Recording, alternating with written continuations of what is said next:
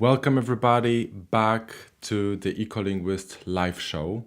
This is the show, as you know, in which you can call me in live and we can improvise language challenges together. And sorry everybody for missing the yesterday's show. For some reason my internet just dropped. Those of you who were there yesterday, you saw me waiting here and then suddenly things went dark. But I'm back here today. Hopefully everything is going to work out fine. Just a quick announcement to everybody, because I mentioned it yesterday, that today I'm announcing a new channel, a new subdivision of the Ecolinguist channel, and it's the Germanic Languages Hub. So after this show, we're going over to that new channel to start it off with a live show in a similar format as this one, but focusing strictly on Germanic languages. So if you're a native speaker of a Germanic language, or you are a non-native speaker, a Germanic language learner, you're welcome to join. Or if you just have an interest, that's also fine. You know, it's just we're going to focus more on Germanic languages. As you know, we already have the Slavic Languages Hub. This is the first one that was created, and it's been doing quite well. Slowly we're building up that channel and trying to make shows more regular. Last week we started off the Romance Languages Hub, and we had so much fun last week, so thank you so much everybody who participated. We were focusing mostly on French. That just happened because we had lots of French speakers calling in. But that's already live, that's happening, so subscribe to that if you are interested. And today we're going to kick off the Germanic Languages Hub. So those language families hubs, they're basically going to be channels for live streaming. The Ecolinguist live show is going to go on as usual, but the other ones are going to be focusing on particular language families. And I would also like to use those streams to make videos, possibly, that we can publish on the Ecolinguist channel, potentially.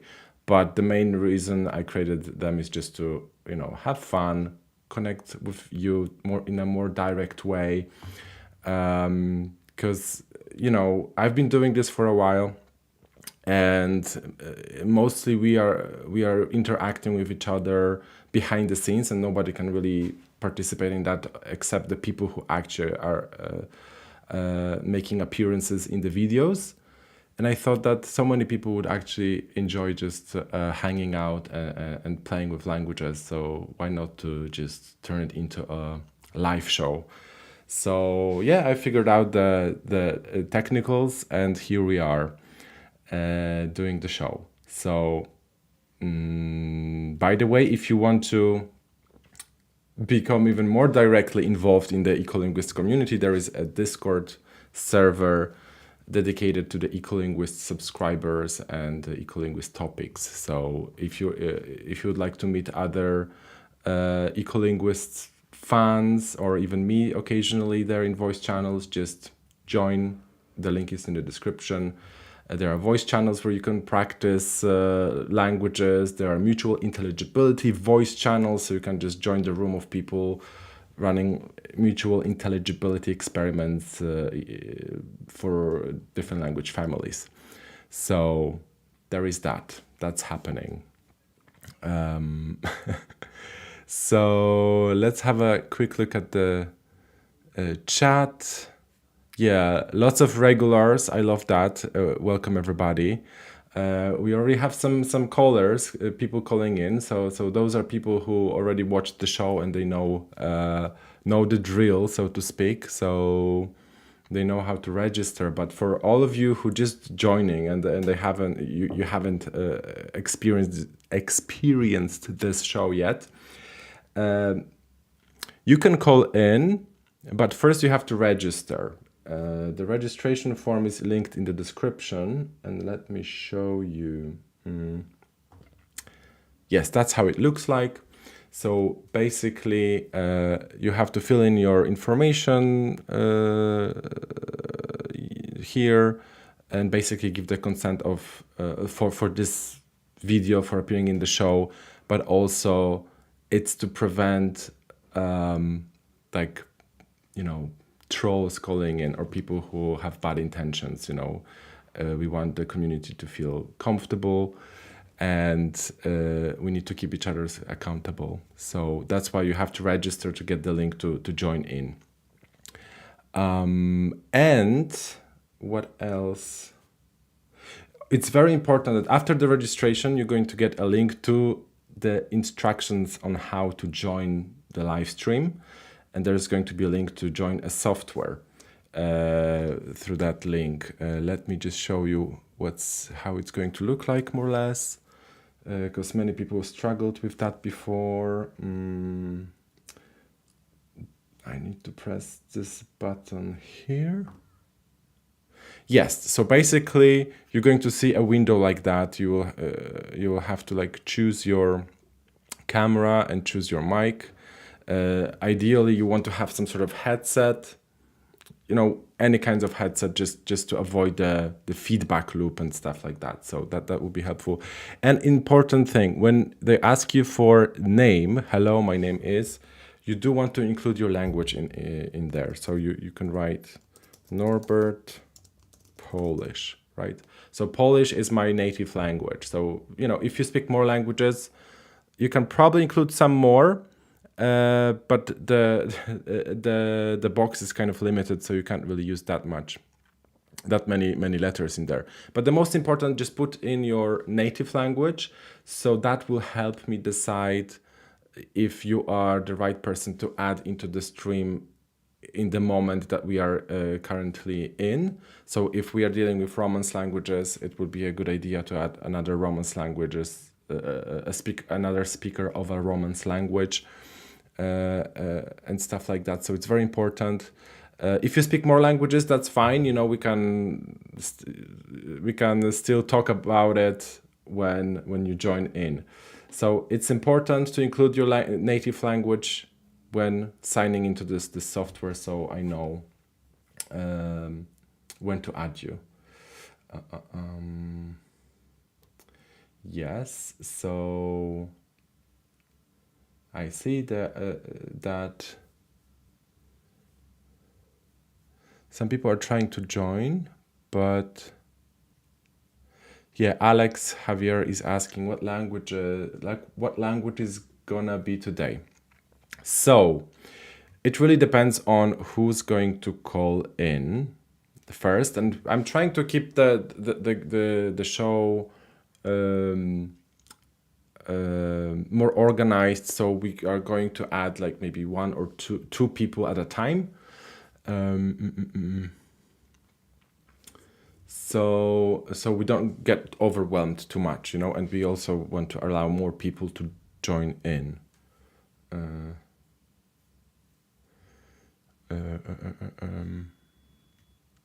Yes. So guys, I see that we have the first.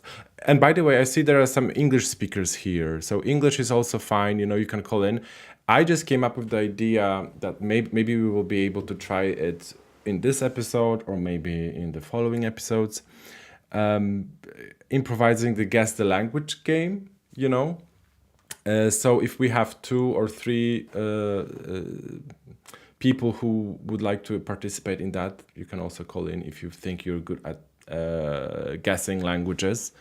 We can improvise that. Yeah, but I see there are some people calling in. There is a new person calling, so I'm going to add the new person first. So you guys, the regulars, you can stay on the line. But I see Pavel is calling, so let's add Pavel. Okay, Pavel, so you're about to join the stream.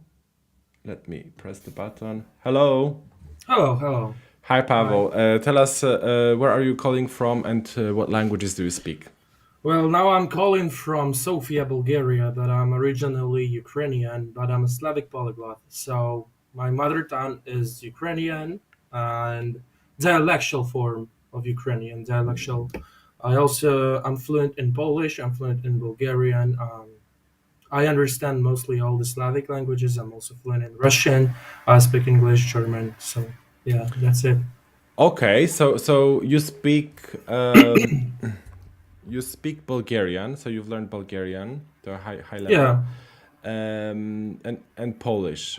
And how long have you been learning those languages for? Uh, As regards Bulgarian, I've been learning it for like I guess 3.5 months already, or 4 months, some of this period of time, and Hmm. I've been just living here for this time, and I need this language to communicate. But well, that's pretty much mutually intelligible with the languages I knew before. Hmm. Hmm. And if we talk about Polish, I've never learned Polish. I'm half Polish, so I'm fluent in that. Okay, so you just grew up speaking this language and being exposed to Polish. Yeah. Okay, that's good. So, uh, what kind of show we can improvise right now? Just because I'm a Polish speaker, maybe you could come up with a Ukrainian word to describe for me, and we could test my understanding of Ukrainian. Even though I've already participated in so many videos, so I think I've got some experience. But if there is another speaker of a Slavic language that wants to participate, this is a good time to call in right now.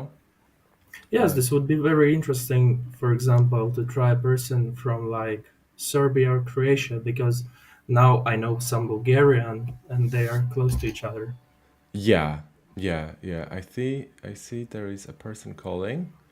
Uh, Anna is calling. Okay, so Anna, you're going to join us in a second.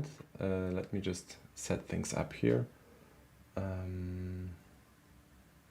By the way, I've been watching Ecolinguist for like 4 years already. That's really cool. Thank you so much. Yes, here we are, Yeah. Anna. Hello, Anna. Hi, hello, good Hey, evening, good or whatever evening. time you are watching us.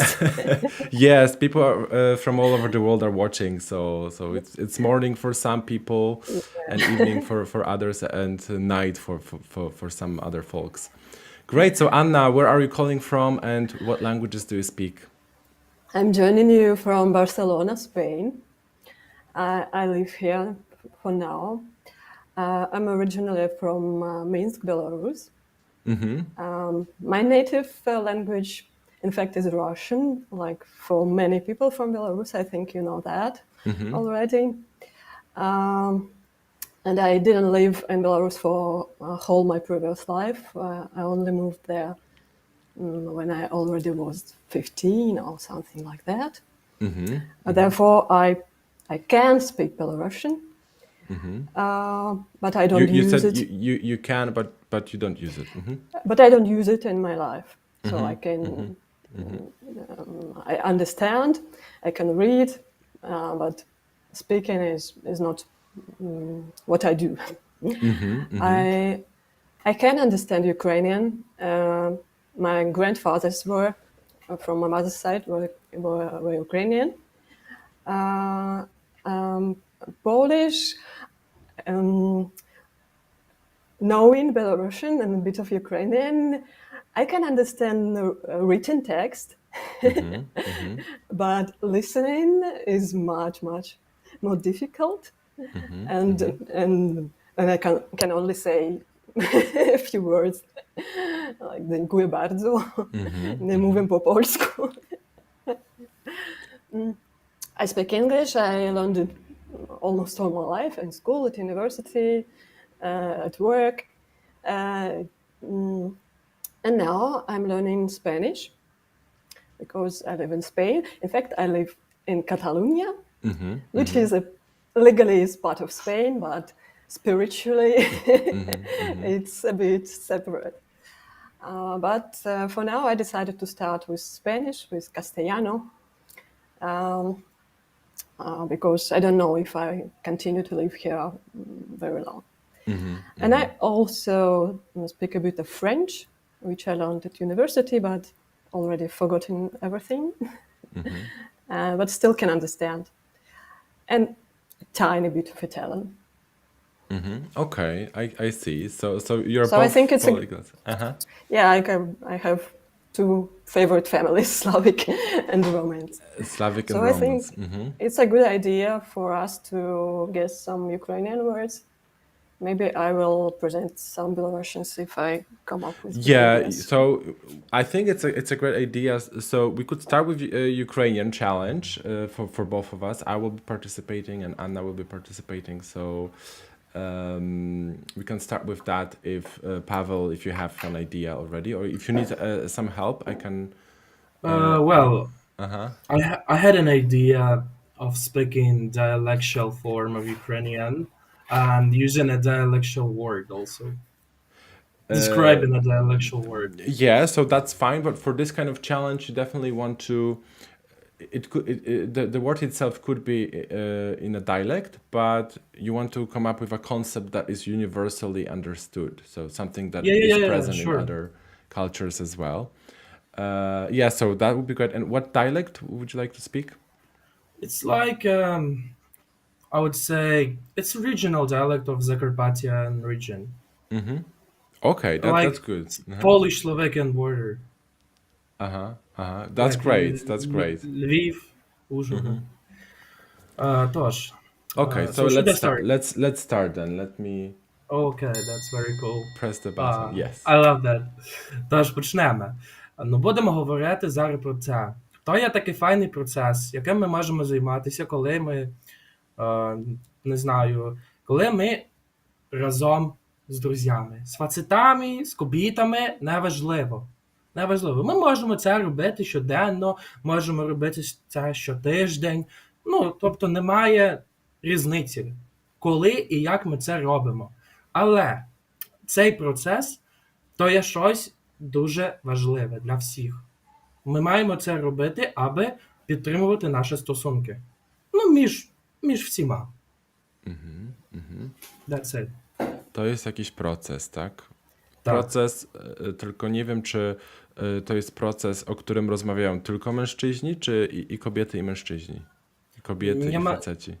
Нет разницы, я так поняла. Можно с мужчиной, можно с женщиной, можно всем вместе. Но скорее взрослые, Ні, немає А, різниці. с Немає детьми різниці. так же можно. Так, звісно. Можна. Czy to jest proces Czy to jest proces, nie wiem, jakiś związany z pracą, czy związany z życiem codziennym? Так, щоденним життям. Так. Я просто, Норберте, wiesz, я хочу відповідати польською вже, а треба No українською. próbuj, tak, ty próbuj po ukraińsku. ukraińsku, tak, cały czas Aha. zachować ten język. To dobrze, to Anna, masz jakieś pytania może? Так, з мэтай гэтага працэсу людзі збіраюцца ў якімсьці спецыяльным месцы, ці гэта можна рабіць дома, на вуліцы? На вулиці, так. На На вулиці. вулиці, неважливо де, але треба саме на вулиці. Тож це може бути, наприклад, навіть центр міста, або не центр, або, не знаю, десь у горах. Ну, де. Czy ten ważne. proces wymaga jakichś specjalnych narzędzi? Ні. Думаю, що не треба, ні. Це просто ми це робимо, аби підтримувати стосунки. Aha. Rozumiem, to może chodzić o taką... Dobrze, to ja chyba mam jakiś typ, to zaraz zaprezentuję. Anna, czy ty masz jakiś typ? Так, ні, у мяне няма ідэй. Абавязкова больш за адну персону. Можна, да. Или ці можна гэта рабіць у адзіноце. Можна, але це не буде так весело. Тобто це не буде так круто, це не буде так файно. Не. Краще, ліпше разом. Цей процес. Ось таке. Będziesz miał jakiś typ, Anna? Cokolwiek? Coś bliskiego? Сумняваюся, але прапаную сваю ідэю. Dobrze, ja zaproponuję Бо не веду, swoją. што спытаць. Tak. To jest trudne słowo dzisiaj. Ja myślę, że to jest pogawędka. Ага. Pogawędka, czyli taka krótka rozmowa, która służy podtrzymywaniu więzi społecznych. Ага.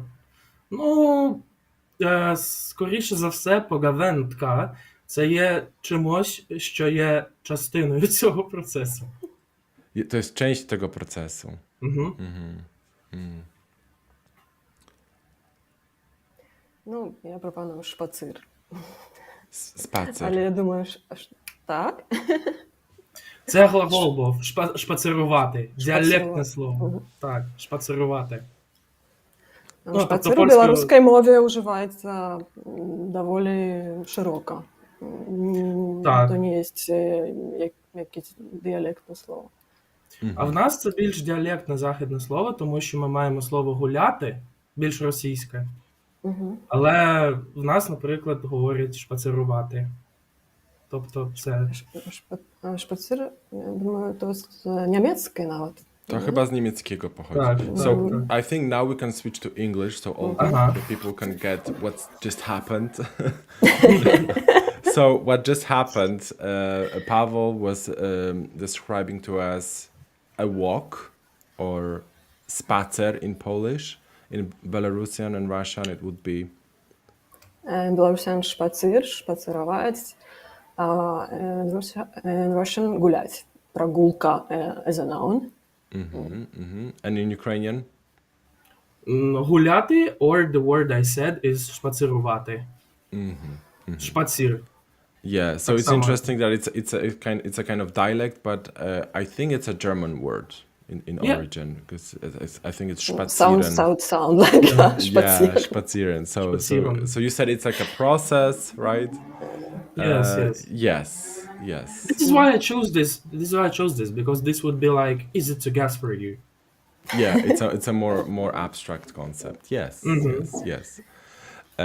Good. So Anna, would you like to try with the Belarusian word, maybe something? All right, I will propose you something easy to guess. Yeah. But Pavel also thought it was easy. Yeah. You never know. Maybe something more down to earth, or more less abstract. Так. Гэта не нейкая абстрактная рэч, гэта вельмі канкрэтны прадмет. матэрыяльнага міру, матэрыяльнага свету. Гэты прадмет вельмі любяць дзеці, альбо майже важлівая частка дзяцей, але і дарослыя таксама любяць нейкія катэгорыі гэтага прадмету.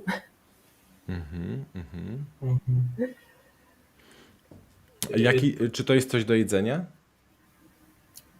Jedzenie? Nie. To nie jest nic do jedzenia. Гэта не ежа, не. То не їжа, я думав, що це їжа. Ні. То що це може бути? Якщо це не їжа. A czy to ma coś wspólnego z jedzeniem? Czy ma jakiś związek z jedzeniem, czy w ogóle nie? Nie mає сувязі з їжею. Ніяких. Тобто, ви маєте на увазі, що це саме якийсь предмет? Ми можемо його підтримати у... Так. Його можна Цікаво. тримати в руках. Цікаво. І всі Подумайте. його люблять. Більш для дітей, ale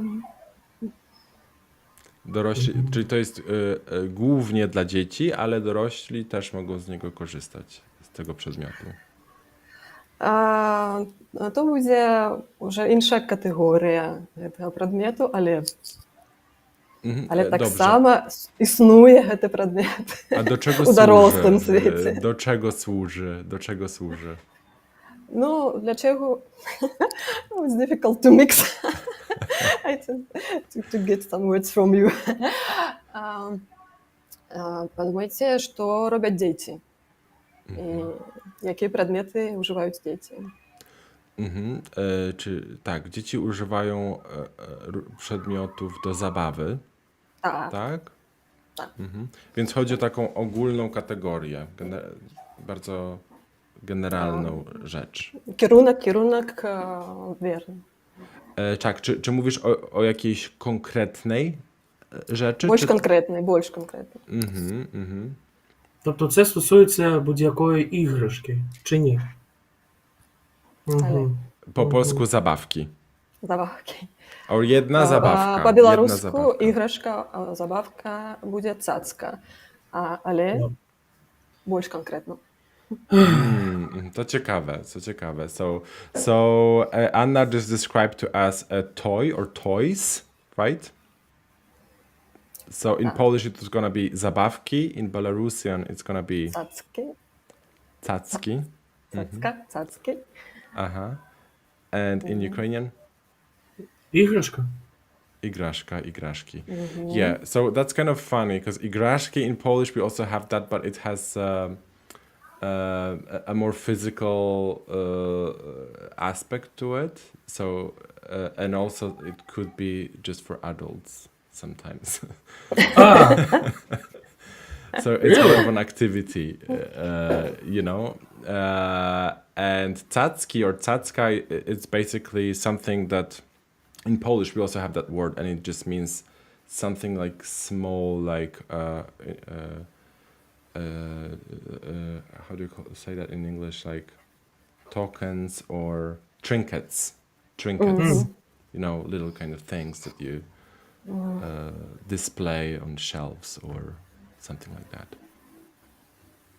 It's interesting that I've never met, while speaking Polish, I've never met word іграшка, and now I know what that means in Polish. Yeah. So that's interesting. Also, we have the word igrać. No. It's a verb, but we only use it, which means like to play with something, but we only use it in expressions like nie igraj z ogniem, for example, in fixed expressions like that. Do you have something like that? Like nie igraj z ogniem?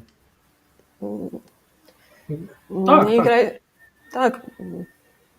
Не играй с огнем in Russian. Не. No. In Belarusian, in fact, these are false friends because play games or play with toys is гулять, which in Russian is to walk, like to go for a walk, to spazirować.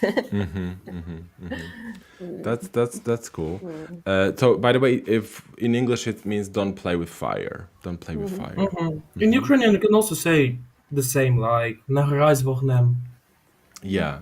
But it's kind of funny that we don't really say nie baw się z ogniem. We just use the nie igraj z ogniem. It's kind of like an old, Yeah, very old the same in expression. Ukrainian. The same in Ukrainian because the verb to play can be like bavitись, or in my region it's se baviti, or but we don't say не бався з вогнем or не бався з вогнем. We say не грайся з вогнем. Okay, that's great. So we had 2 challenges already, and I see there are some people calling in. Maybe we can switch now to either a different language family. I see a person from Estonia is calling. So maybe you can guys still stay on the line if you want, and we're going to see if we can improvise more challenges, or maybe we'll have to meet some other time. And actually, by the way, on Saturday I'm going to be streaming on the Slavic Languages Hub in the morning, like something around like 11 or noon. So for all the Slavic speakers, if you're interested, you can join me on Saturday for more Okay, challenges. this would be really cool. Like that. Yeah, yes. maybe. Yes. So for now, thank you very much, guys. Thank you, guys. And let's add Christopher.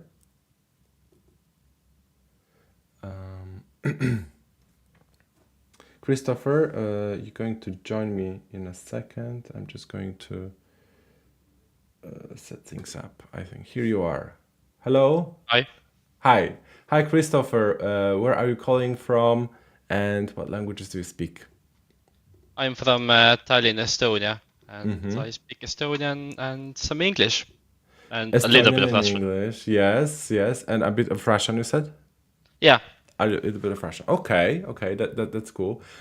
So you're calling. What kind of challenge you had in mind when you were calling in? Nothing really. It can be with Finnish language, something about false friends or anything like that. It can be with. There are some like German influences in Estonian, so there can be some words that we can like figure out if they come from German or English. Okay. So if we have an Estonian speaker, that would be interesting. No, Estonian, Finnish speaker calling in, that would be great. Maybe if someone is watching, you can call in. But meanwhile, tell us a little bit about your experience with learning English then. Like, how long have you been learning English? And well, kids in Estonia start learning English in the 3rd grade, so when they're 9, and then until 11th grade. So that's I think 9 years. And also we learn from American TV dramas. The English we learn in schools is British English. So if an English speaker went to Estonia for holidays, would it be difficult to communicate in English? A lot of people know English in Estonia because it's the lingua franca basically. It's the language that we speak between the languages in Europe, right? Between Latvians and Lithuanians, we also use English, and Russian a bit less. And what's your experience with Finnish? Because I haven't really had that video on my channel yet. It's on the list. It would be great to make it happen at some point. But it for some reason, it just haven't come across enough participants to make it happen. So what's your experience with Finnish? Like, do you think you can kind of communicate? Well, that's a bit more difficult. I think Spanish and Italian are closer together than Estonian and Finnish, because I think the last ancestor of Finnish and Estonian was 1,000 years ago, maybe, a long time ago. So I think I can understand maybe 30-40%, because I'm not really used to listening to Finnish. I know that because Tallinn is so close to Helsinki, I know that 50 years ago there used to be like TV channels of Finnish that were like very being watched in Estonia. So maybe younger people can understand even less Finnish than older people. Okay, so it would be great if we had like a Finnish speaker calling in. Yeah, but if it doesn't happen, like, do you possibly have you watched any of my Guess the Language shows? Yes, some of them. Yeah. And are you good with guessing languages? Maybe. Yeah. I think so. Okay. Maybe we could improvise that show. I just need to check if my system audio sharing is working. How to do that though? Let's just play something.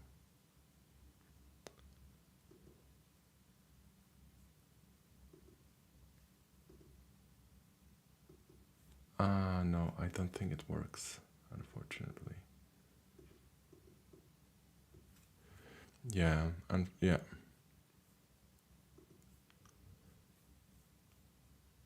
There was a question. I think Finnish understand Estonian more than Estonians understand Finnish because Finnish is more conservative.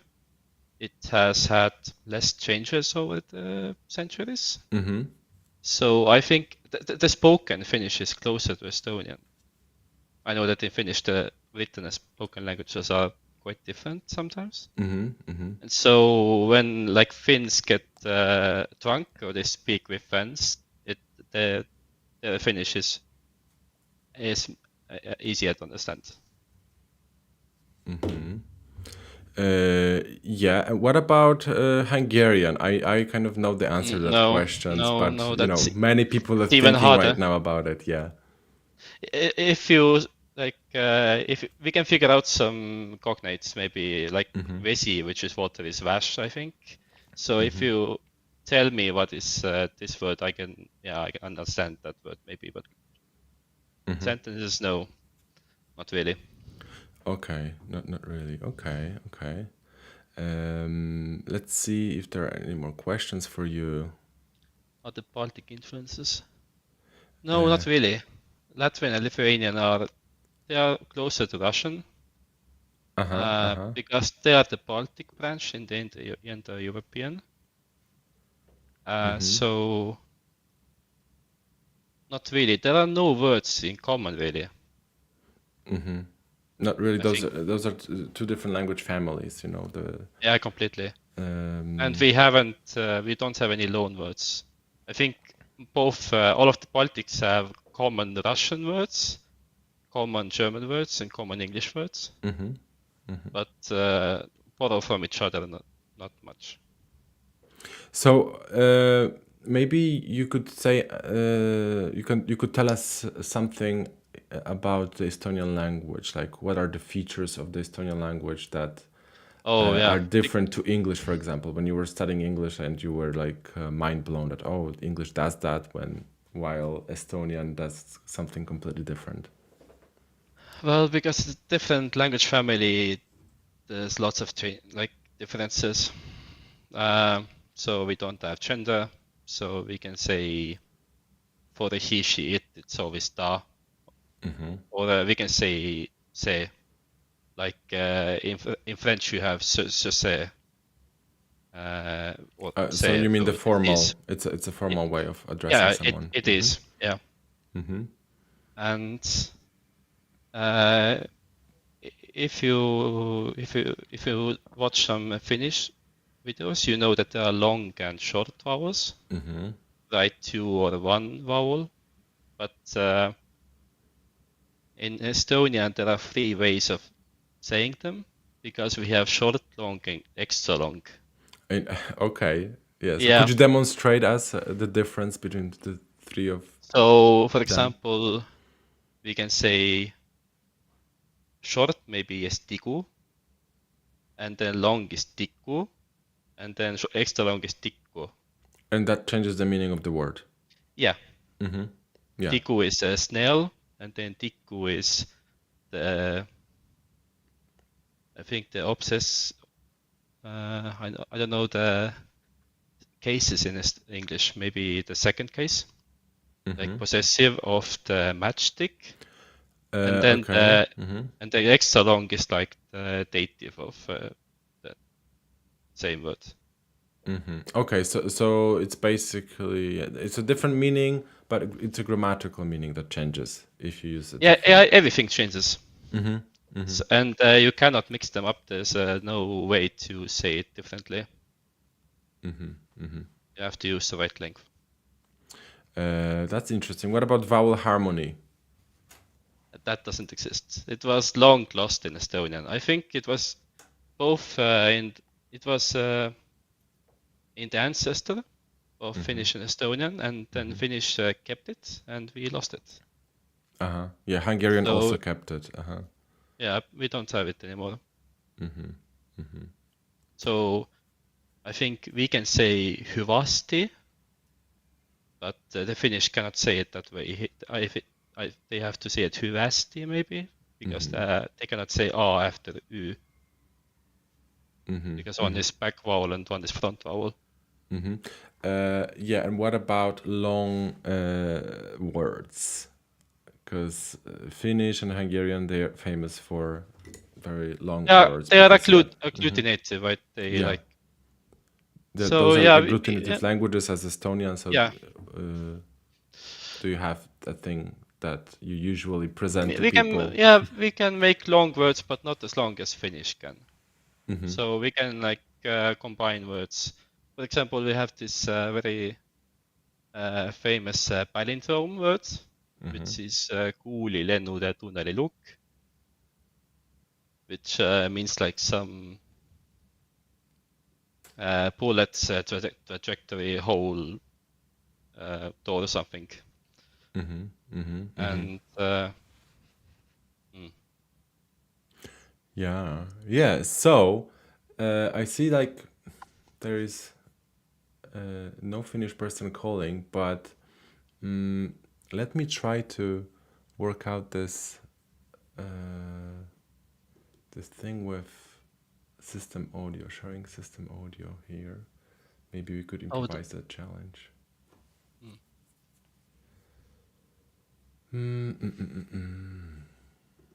No, it doesn't seem to be working. No.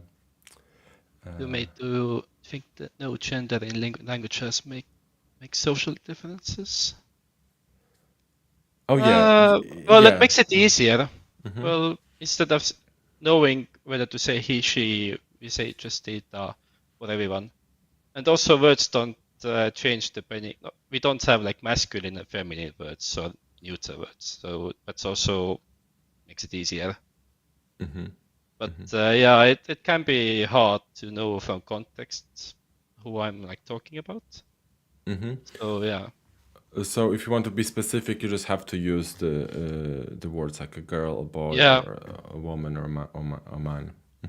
Yeah. Yeah, there is a suggestion that you could speak in Estonian and people will try to understand you and guess what word you're describing. Well, if they know some German, it might help. If they know some Russian, it might help, but not really. Well, not German, English maybe. Yeah. You know what? I think that what we can do is that you can come up with a description of a word. Okay, in Estonian. We're gonna keep it recorded. We will see if people guessed it, and maybe next time when we have a Finnish person calling in, we can just play it to them, and they can guess it, and we will see in the comments if someone got it right. But you don't want to say if they got it right or not. But people, you can try to guess. Okay. So you can just, because I want to keep this recording. Okay. You know, maybe for the times when a Finnish person calls, Yeah, and we're gonna yeah, have the yeah, situation, so we can just play it and see if they can understand it. So for now, you don't want to reveal the word. Maybe later I can, you can email me the answer or something. yeah. But people, you can try to guess in the chat. Okay? Okay. So let me just maybe... yeah, you can just say it to the camera. Do you have a word, or do you need I have a word, yes. a suggestion? Okay. So I will just describe it in 4 or 5 sentences, maybe. Yeah, like just Possible, give yeah. like plenty of explanation so a person can understand it, have a chance and have something to work with. okei. Nii, eesti keel. Nii, ma kolisin just ja mulle tehti valmis uus köök ja köögis on, eks ole, palju asju, aga sinna ehitati see asi, see on üks objekt. Sealt saab vett lasta, näiteks ma teen süüa või ma joon klaasist vett või Coca-Colat, siis aga mingil hetkel hakkas see lekkima ja mul pidi see ära parandama. Ja nüüd on see korras. Okay. What is it? What is it? Okay, so we're gonna leave this challenge for now. We're gonna use it in the future, but you will let me know by email what you were describing. Okay. Some people have some suggestions, but don't don't tell them if they're right or not just yet. We might reveal it next week, possibly. Good. So, Christopher. I will add some other people that call in right now. So you can stay on the line if you want. If potentially a Finnish person calls in. But thank you for sharing the info about the Estonian. I really want to make the video happen, the Finnish-Estonian comparison at some point. So maybe people watching right now, there will be more people who volunteer and we can make it happen together. So that would be cool. So thank you so much for now, Christopher. Yeah, you're welcome. Thank you. And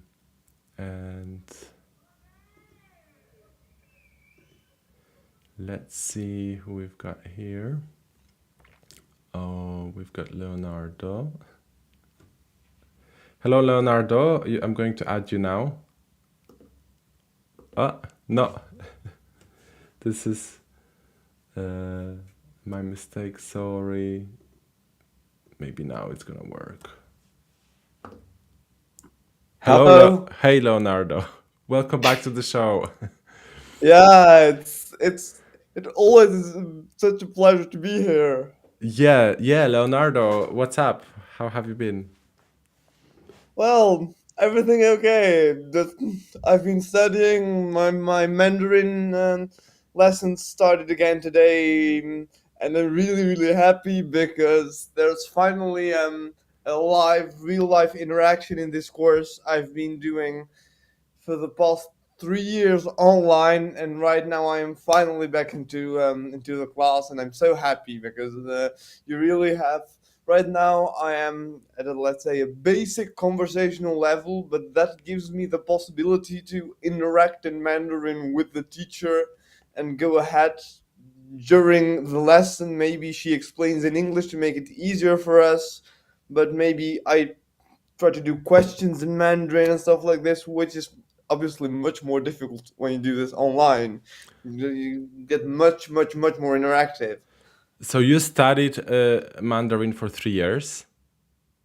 Yeah, roughly, actually more than 3 years, because I've been doing a bit at home. Now I've been integrating it by myself, by watching videos, listening to music and stuff like this, which is all the passive input is always it's always such an important and interesting mean of learning languages. Yeah. So that's very interesting. So actually, if there is a Chinese speaker that wants to call in and help Leonardo Oh, learn live oh, on YouTube, yeah, it would that be would be nice. we could try that and turn it into a language challenge, possibly. We could turn it into a non-native speaker show, maybe. Yeah. There are options. Yeah. So if there is, I see. Cat. And how? Is cat Ah, possibly could ho join? hao. Ho hao means really good. Ho hao. Really Hong good, really ba. good. Ho hao. Yeah, so what was the biggest challenge for you learning Chinese so far? Well, my the two biggest challenges have been getting into their phonetic system Mm-hmm. because um, as many people know, Chinese has tones. Mm-hmm. So you and in let's say Mediterranean and European countries, we are used um, mainly to use our throat to Mm-hmm. pronounce the sounds and letting mainly throat vibrate. But in Mandarin, it's a collaboration between the front part of your mouth and the throat, which basically only gets out the vibration you need to vocalize your sound, basically. Because, well, you could do your tones with your throat too, but that needs much, much, much more effort. Mm-hmm. So Mm-hmm. sometimes you really see Chinese people moving their mouth a lot while they're speaking, but that is the reason for that is that tones are pronounced with front part of your mouth, which is actually makes them much much much more clear and much much easier to understand for the others. Mm-hmm. And Mm-hmm. obviously, the second big challenge is Chinese characters, which and well, it might seem really really really difficult, like really really tough, Mm-hmm. but once you learn um, you start obviously not just learning characters like this. You first have to start to learn the different types of strokes. Once that you have your nine or eight type of strokes, I don't exactly remember the quantity. I just try to remember the order of strokes you have. Basically, then in your head you should start to see a character you just have never have seen before and don't know anything about, no meaning, no pronunciation, nothing. And then with that rules, you should be able to write it from scratch like that, Mm-hmm. Okay. because um, the rules are quite, let's say, strictish. Let's say sometimes there are exceptions in order, because order, obviously stroke order comes from the fact of not to get things messed up and getting strokes crossed one and the other, or complicated things like this, which are quite Mm-hmm. important, quite Yeah, recurrent. Laura says it sounds very physically demanding. Is对, it?对, yeah. But I mean, it's a challenge, and guys, if you are really language enthusiasts and stuff like that, I really advise to try this at least, because it really opens your mind on another type of language and stuff like that. For example, the concept of um, everybody is 大家, which literally, if I split the characters word for word, it gets big house. So they Mm-hmm. are sort of imagining this big, enormous building we are all together staying in, let's say, we could Mm-hmm. say. Mm-hmm. Mm-hmm. Obviously, in, in the case I say 大家好, which means hello everyone, I I'm not literally saying big house good, but literally it would be everyone good. Because, yeah, that's the way you usually say this. Yeah. So those associations help you learn it quicker, Yeah, and it's actually association makes it help. possible. And, yeah.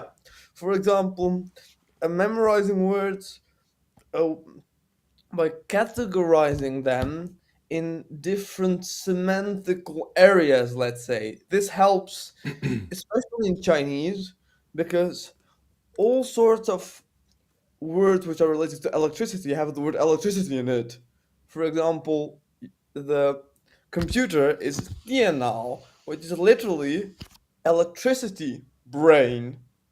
So if you have it categorized in the electricity category, let's say, then you can remember 电脑, but you can remember also 电话, which is literally electricity communication. So it's your telephone you have at home, because the mobile phone is 手机, it's literally hand machine. Yeah, so So yeah, that's how you can learn it, just by association. Kat says that Mandarin is the easiest language grammatically, at least for her. grammatically that is true, even though there are some points which grammatically are, you really have to get into the mechanism, in my opinion. For example, there is a really useful theory which is called the time machine theory. I will explain to you guys why. Because in Chinese, to judge if an action is concluded or um, or not, for example, you always have to think back related to the moment you are talking about. So, for example, um, if the action will be happen tomorrow, well, to say that it will be done and to say that it's done right now and to say that you had done it before, it's the same structure in all those three cases. Why? Because you have to get back with your brain related to the moment you're in. So that's a different logic, yeah. Yeah. Laura says you're right to say it would be a great workout for the body and brain. Yeah, Learning yeah, about that, learning exactly. Chinese. But I think in Polish you have verbal aspects too, right? Yes, but I was wondering, isn't like Chinese aspects work like doesn't it work like English? Like I have done something. I'm not sure. Well, for example, to say, um, then maybe if there's somebody who ever called in, maybe it would be interesting to do some challenges too. But Yeah, that would be cool. with these No, shows, you never know who's gonna call. It's very spontaneous, exactly, and also exactly. because yesterday I had to cancel the show due to internet issues. Today, people are not used to Thursdays. I don't know. Thursday Okay. maybe is not that good of a day. Yeah, but yeah, we can continue just to chat like this and have this interesting Yeah, conversation. yeah. But to continue, for example, to say that the action is concluded, so to say that it has no other effect on present actions and stuff like this, you use part of which is la, which is considered one of the easiest Chinese characters to write ever, because I will write it in the private chat. It is just in the guest chat. It's just something like this. But when you get to use this, it's somewhat of a challenge because You can't see it, but it's here. Is that the word? Is that the sign? Exactly. That's it. That's la, guys.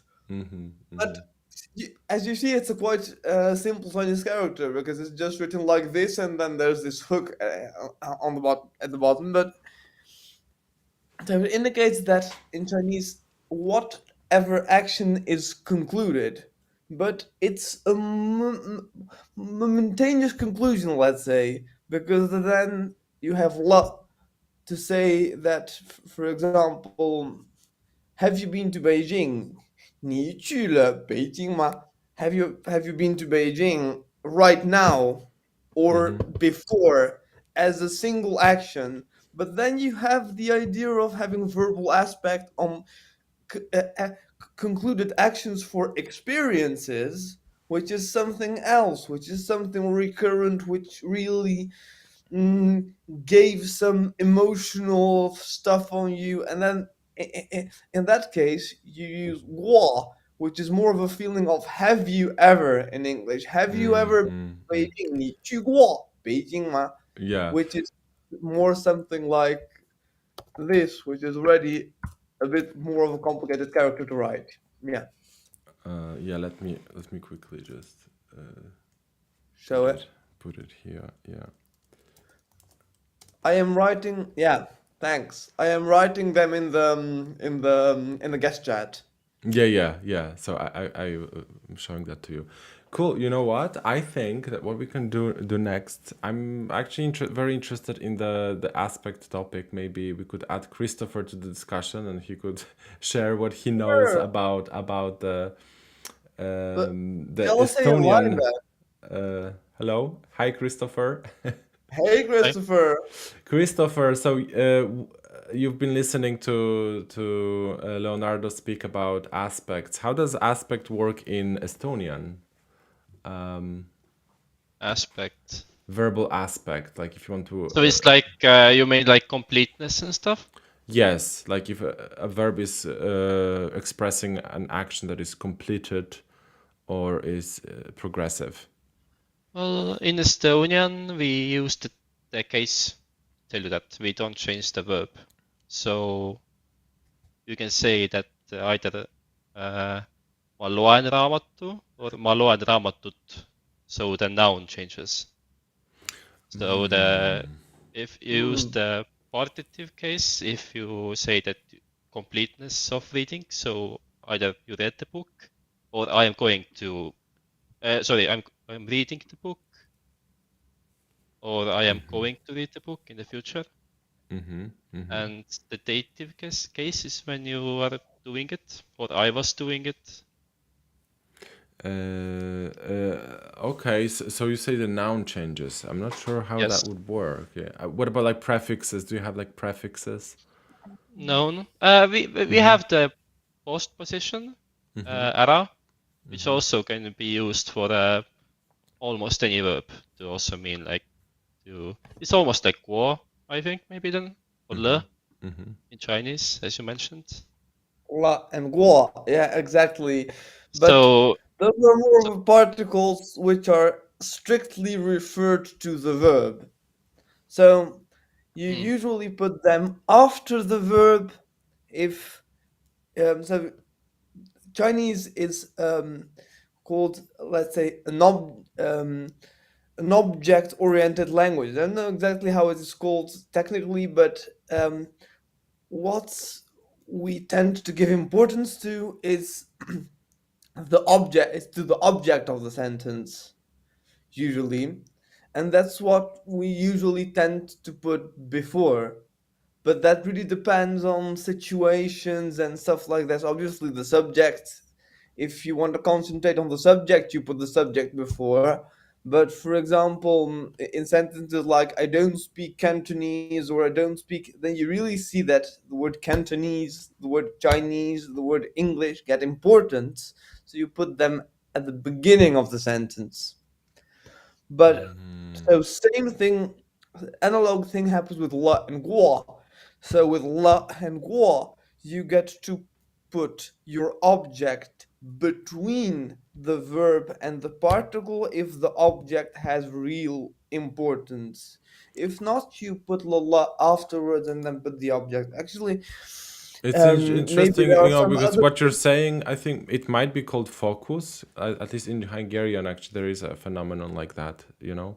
There is a Okay. word that is like the most important in the sentence, and it really changes the way that verbs are structured around it. So, for example, a prefix would separate from the verb and be placed after the verb when you are trying to emphasize the importance of a word that it refers to. So Okay. it Okay. could Yeah. be, I see some similarities there. And actually now I realize that Hungarian aspect is actually very vague. It's kind of present, so you can see some verbs have very clear aspect, perfective aspect or imperfective aspect, and some verbs Yeah. are very vague, and you have to kind of figure it out from the context. So maybe Oh, it works that's cool. That's similarly interesting. in Estonian, because in Polish it's very clear whether the verb is perfective or imperfective. It's sometimes Yeah. it has just different forms. Those are like two different verbs basically, and that's how you treat them. It's also in Russian that way. They are completely different verbs. Yes, So I I guess mean it's the same they in all could be Slavic languages. related. Most of them are related, but it's like the way they are related is just so complex. That's like for Oh. Yeah. people who are not experts in that field, it's better to treat them as separate verbs. And one is expressing a complete action, and the other one is expressing an incomplete action. Yeah, but in Hungarian it's just so vague. Yeah, it doesn't have very strict rules. But For me, generally it was speaking, Hungarian is very, very regular language. But in that aspect of aspects, Yeah. verbal aspects, it's not very clear.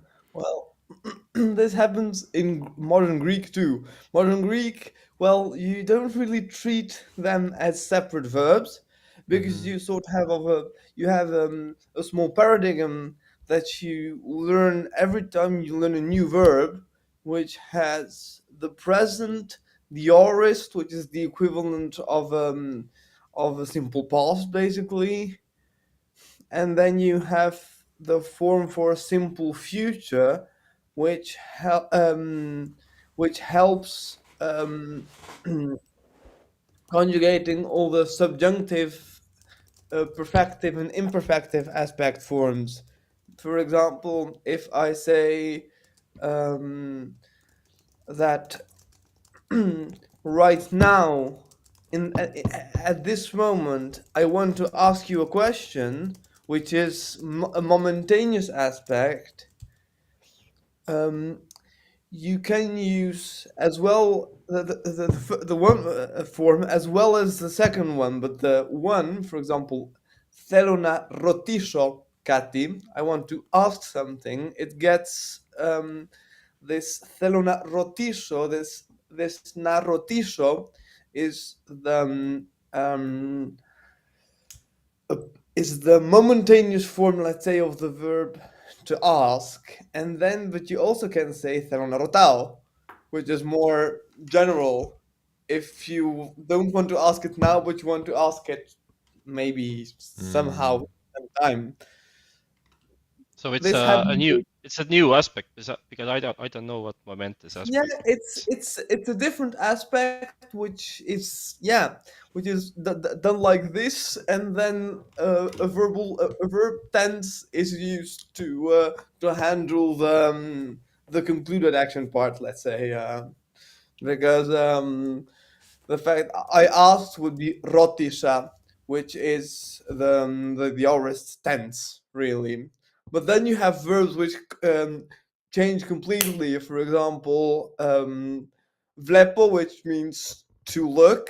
Then the aorist form is ida, and then you get thado for simple future, or leo is to speak. Ipa is the aorist form, and then you get thapo for simple future. So yeah, it's not really like treating them as separate verbs, but almost, let's say.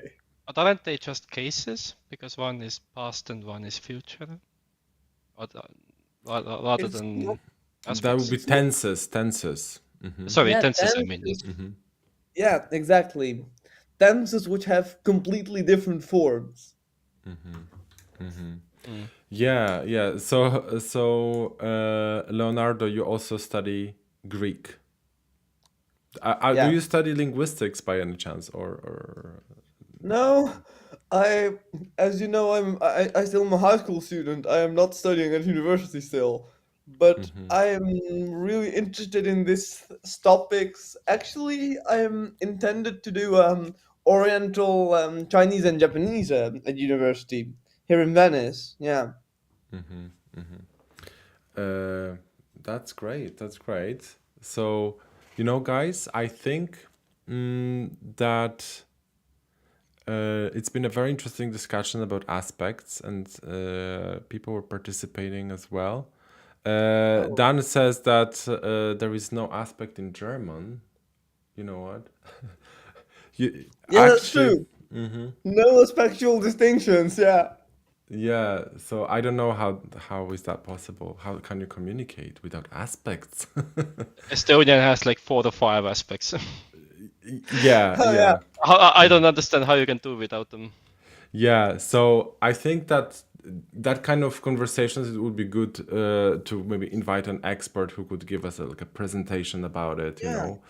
That would be very interesting. That would have to be prepared beforehand. So if anyone from the audience wants to share the knowledge about aspects across languages, you know, we can do that. We can prepare something in advance and present it during stream. But I think that it's about time to move over to the Germanic language hub that I wanted to announce today. Hey, so Especially, maybe I see. I'll say hello there too then, so we could do some Germanic languages experiments. We'll see. There is who sent me a comment, a chat. Oh, actually, there is a quick challenge for Christopher from Mika, who speaks Finnish, yeah. Mika Finnish. is a Finnish name. Yes. So let me try this. Let's see if you will be able to read that and guess what she says. So I will try to read it first in like the way Finnish maybe you would say it. Yeah. Tämä on, Wait. what is it? Yeah. Tämä on vuoden aika, on kylmä ja saada lunta. Monet hiihtävät.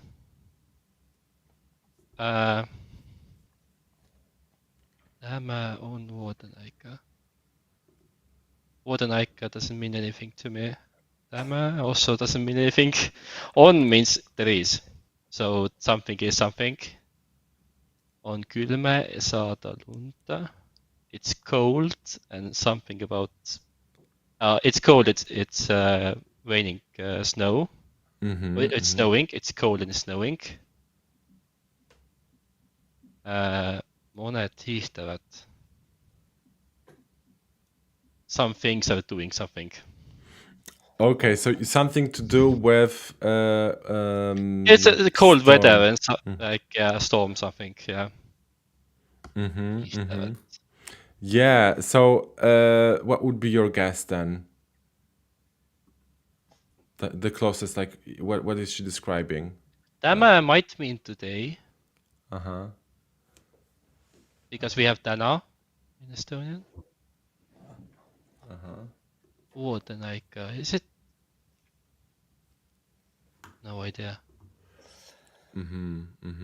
Yeah, so Mika... Äkki monet hiihtävät is stars are shining maybe? Stars are shining. Unfortunately, the comments, they disappear after 15 seconds, so I'm trying to... I can see. Okay. I cannot see. Yeah, you can see it there, yeah.